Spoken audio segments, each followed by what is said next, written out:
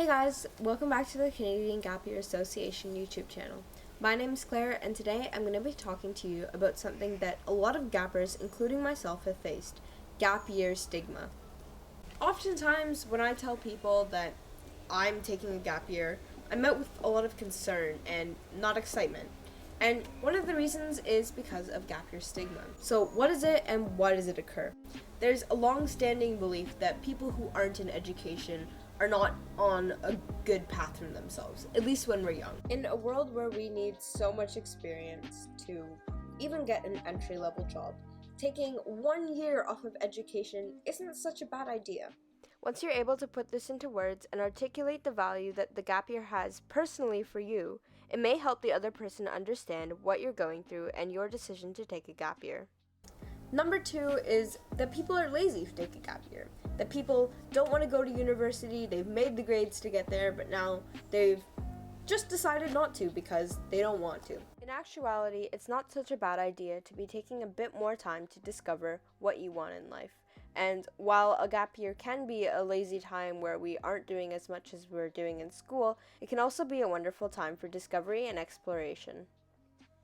So another reason that gap year stigma exists is because oftentimes when people say they're taking a gap year, there's this huge gray area in the person who they're telling's mind that this is what a gap year is, because the person who tells them doesn't give them a plan about what they're going to be doing. And I think this is a pretty realistic thing. When I decided to take my gap year, I didn't exactly have a plan for what I was doing, and so people didn't know what I was doing. Have a set plan. People, especially our parents, have a set plan in their heads, as much as they don't like to admit it, of what they want us to be in the future, what they want our future to look like, what they've been planning for. And to have this time that is this gray area in their head exist, there's a lot of places for things to go wrong, and that's why I believe that one of the best ways to combat stigma is creating a plan for what your gap year can look like. It doesn't have to be a super detailed plan, it just has to be something that will give not only your parents peace of mind, but also you. An idea of what this plan could look like is really up to your imagination. It can be taking a course online, it can be traveling the world, it can be a bunch of things. Essentially, if you're able to explain the who, what, why, where, and when of your gap year, then you'll be able to come with a solid plan.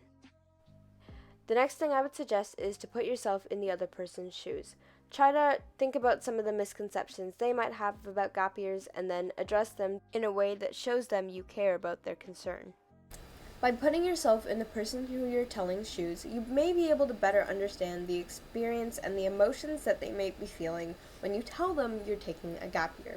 I think a lot of the times what people who are taking a gap year are met with is fear, uncertainty, and disappointment. If you can proactively help alleviate these emotions by giving your plan and telling them all the things you're going to be doing on your gap year, you'll be able to calm these fears. Let's recap. In order to combat gap year stigma, you need to know what it is, know how to tell them, make a plan, and finally, be confident. A gap year is your choice, and you should own it.